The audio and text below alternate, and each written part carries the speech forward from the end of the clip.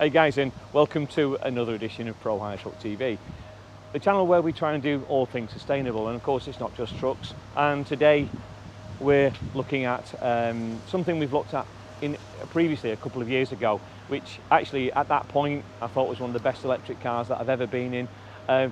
This is the latest model with so many new toys in it, I can't even begin to describe them, and I'll try and do it the best justice I possibly can. Now, with a lot of cars and commercials, we try and use either our own or we use some of our friends to Prohire. Today I'm in Haydock, which is in the north of England. It has been sunny for the past month, and of course today I come back out and try and do a video. I'm going to be dodging showers, but we are in Manchester, of course. Chris Parks, who is one of our friends from Speedy Services, has allowed us to have a look at his personal car today, and he is just in love with this vehicle. And what I want to try and do is really try and show you why. When I first saw this some time ago, I thought it was amazing. The amount of things that are on this car now, well, oh my God.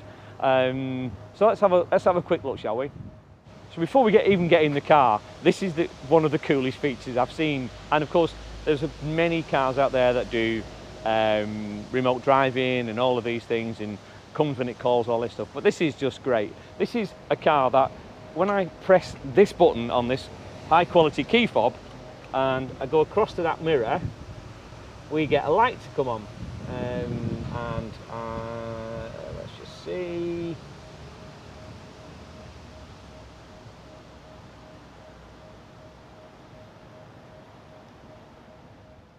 And you press the button and then this happens.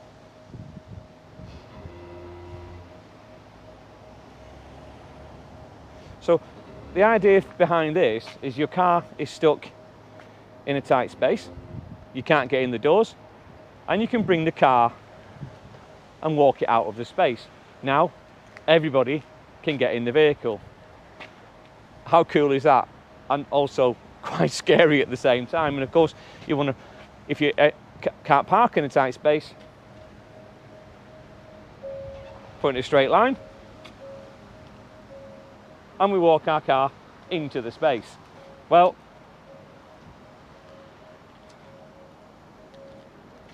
we stand behind it, stops. That's cool. And it's not something I've seen before, but it's taken my fancy anyway. So let's have a look at some of the things that are actually inside this amazing car. Wow, well, here we go into something of a spaceship. And I think the last time it was in something like this, it was the very first time we'd seen the big screens, and also a lot of these electric cars have got far too many things in them, and this car actually doesn't need all of those bits and pieces. There's plenty of storage, plenty of ways to look, but it just looks like a spaceship.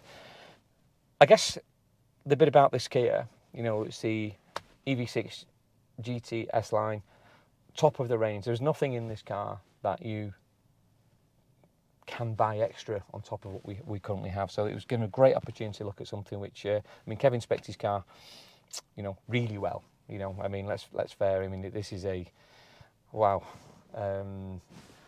really is a very smart car. But apparently, somewhere in here, we have a bed mode.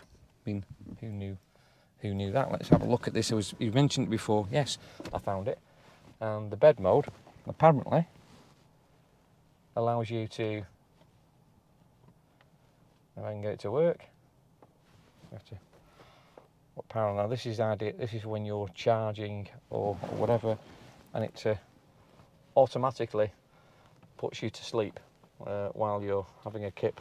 So you can have a rest while your car is charging away here. And bear in mind that this car is able to take on 350 kilowatts. So if you can find a charger that's A, working, and B, can deliver that kind of power, and there are a number out there, Ionity are extremely good at this, will give you rapid charging in a car which looks after its driver, I think. And I think with Kia, the difference for me, this is the second time in my life that I've actually been in a Kia, and both of the experiences up to now have been pretty sensational, I have to say. So this car has got a decent battery pack, I think 77 kilowatt, and it's got, and Kevin at the moment is doing about 3.7 miles to the kilowatt hour, and he's only done 1,500 miles. And there are plenty of times he assures me he's been pushing more than 4 miles to the kilowatt hour, which, you know, let's be fair, I mean, that's pretty decent in a car that is as quick as this. And this is one of the quickest cars you'll see in this space. And at about £56,000, again, relatively expensive, but good value for what you're getting, and the entry level is clearly much lower than that. But let's push some of the buttons, because that's the way we roll, and see what all this super technology is all about. And of course, you see on the dashboard there, an average up to now in the first element of what he's doing is 3.7 miles to the kilowatt hour, which actually proves that these cars are and can be quite frugal. And I think when we'll come back to after Mr. Parks over the coming time, and we'll see how he's got on with this, and he assures me he's looking to try and push right out the park there where it comes into, no pun intended, right out the park there when it comes to bringing on this kilowatt hour total. So right, so let's have this up and running, and let's see what we have. Now I think we've seen on the previous video that this had got quite a number of different modes, and of course, you know, we're all interested in frugality, but of course there's an element here where these things will drive extremely quickly, and I suppose it's how do we work with these. So great layout, everything you want to see, all of these things, heated seats, cool seats, wow, heated steering wheel, amazing. What else have we got on here? Let's have a push on what happens on there.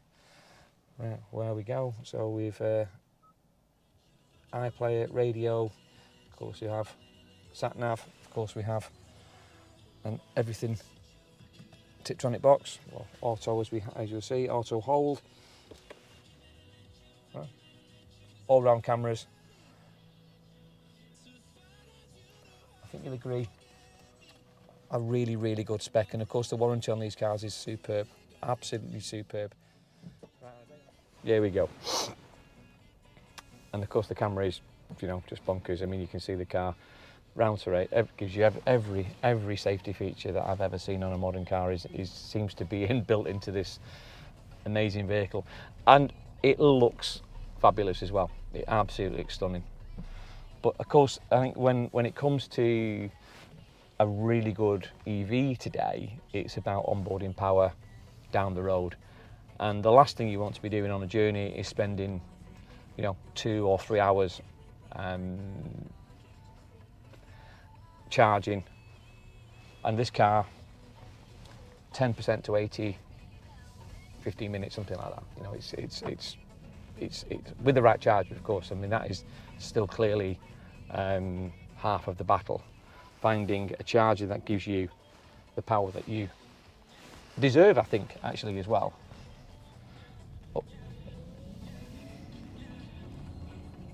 Really lovely thing to drive. You know, it's very clean. Heads-up display. I mean, you know, there are so many things on this car. You know, I would need to read quite a large manual just to give you a flavour for the things that are in this car. This is in normal drive at the moment, and it's blooming quick.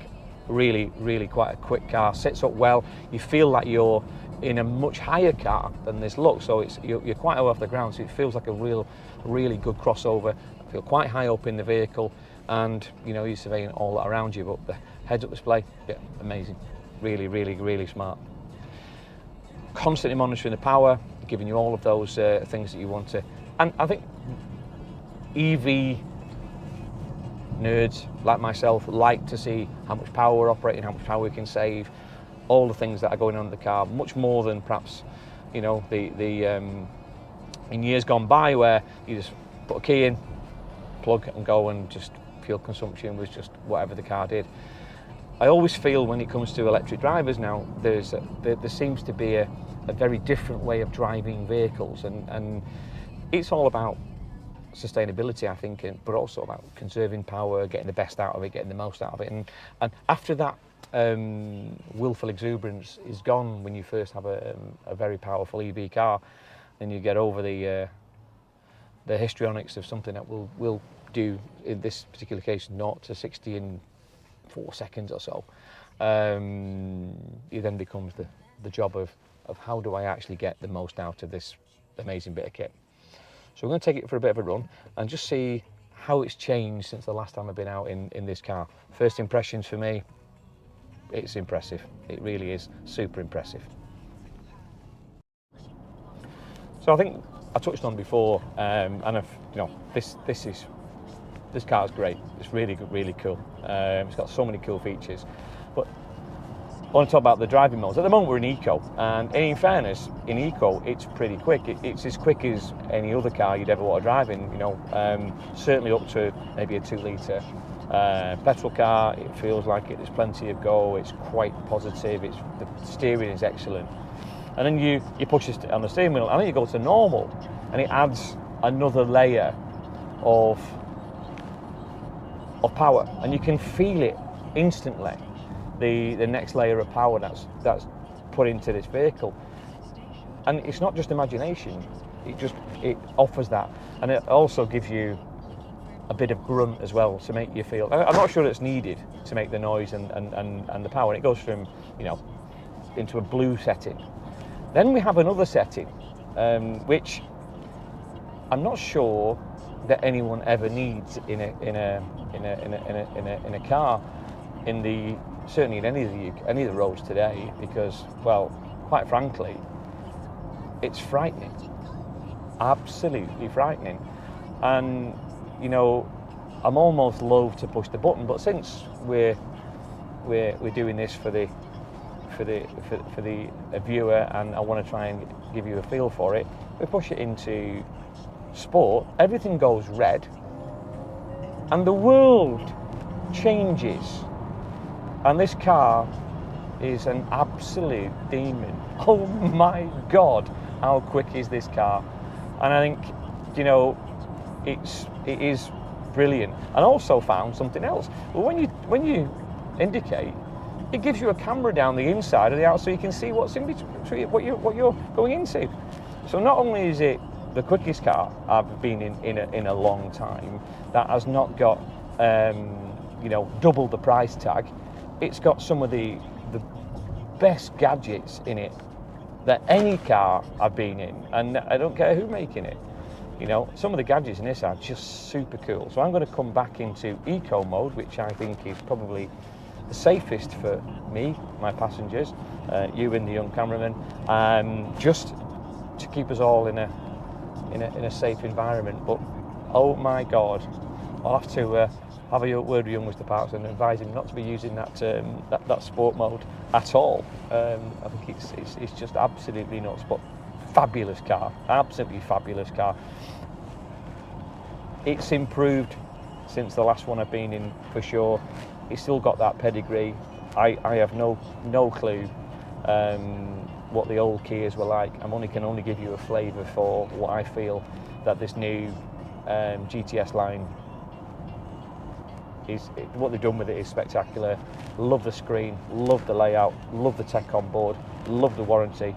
And I think one of the things that you've got to give credit for is the biggest challenges with cars in the EV world today is onboarding power at 7 kilowatts or 22. You might get a 50 kilowatt charger, possibly 80, 350 kilowatts if you can find the charger, and the chargers will come. We're early days in the charging world, and all the conversations I have, it's going to be better if the charging. There's more electric cars on the ground now than ever, and the charging is starting to catch up. It's starting to get there, and you've seen it more and more and more, and that the spread and the places that chargers are available just is bonkers. But I have to say, in all fairness, I think this was a great choice for anybody who wants an electric vehicle, and we've got a lot of electric cars on fleet in Prohire and Pro Green, especially.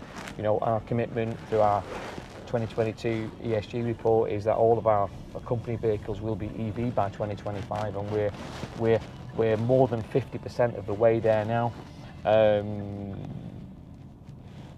I think it's the right way to go for as many people as possible, and the art of the possible with this is making sure that we talk about this stuff, we talk about the technology behind it, but we talk about the infrastructure, helping people get into that car that's a used vehicle. I think they're the challenges that we've got to work in. So Pro Green, you know, whether it's a commercial vehicle or a light vehicle or a heavy vehicle or a car, if you want any information or we can help or have any kind of guidance, the work we do from a Pro Green perspective, you know, is pro bono. We're happy to talk about what we do. We're happy to talk about the pitfalls.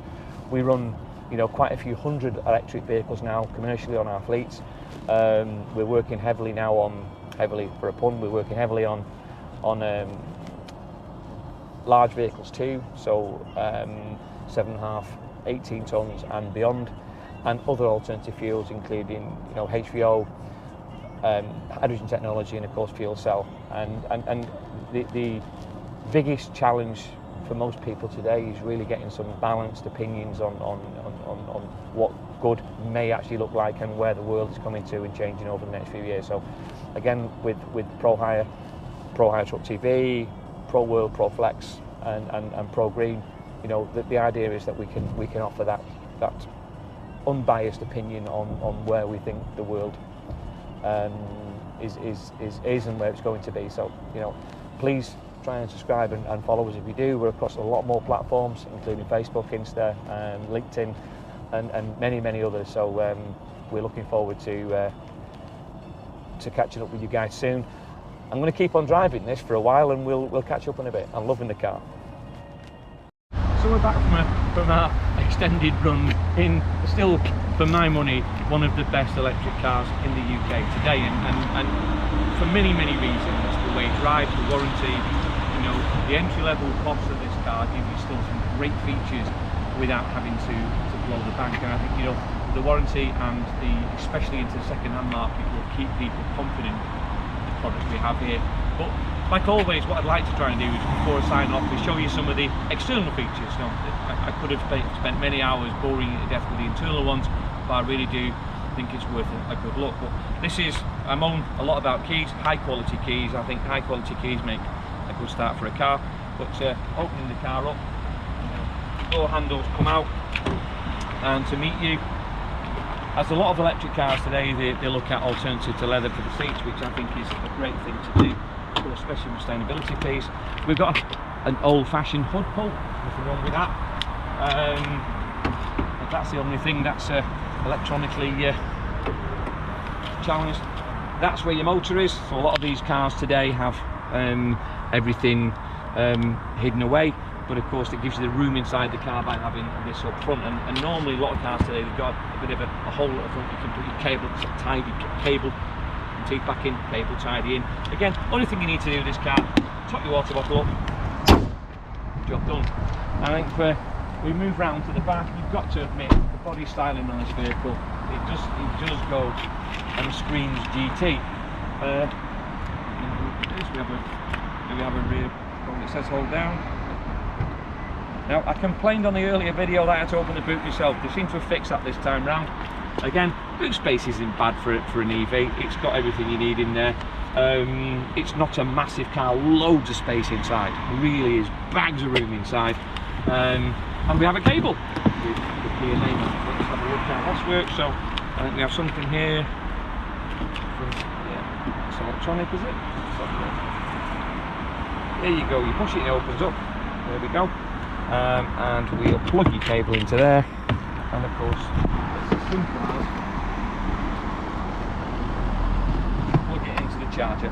It picks up its own power. This is 22 kilowatt, but as I said before, it'll jump between, you know, 7 and up to 300 kilowatts. Very few cars of this model class will even touch.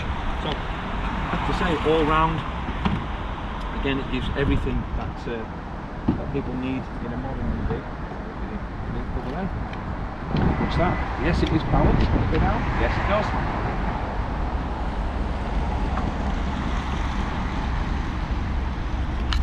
I mean, what can I say? You know, overall, fabulous bit of kit. Before we walk away, push the button, locks up, stays charging. Go and have a coffee, and you come back and you've got your power in and you're good to go again. So, we've come to the end of another edition of Prohire TruckTVe. The rain stayed off, so grateful for that. Grateful for my friend at Speedy Services to allow me to use his car. It's pride and joy. You know, I've been very careful with it, as you'll be able to see. Please subscribe if you can. We'd love you to like it as well. We're back soon with some more interesting things, got some really interesting commercial vehicles in the heavy sector to look at over the next few months, and some new entries into the light commercial side as well, with some temperature control again. Speak to you soon, guys. Take care.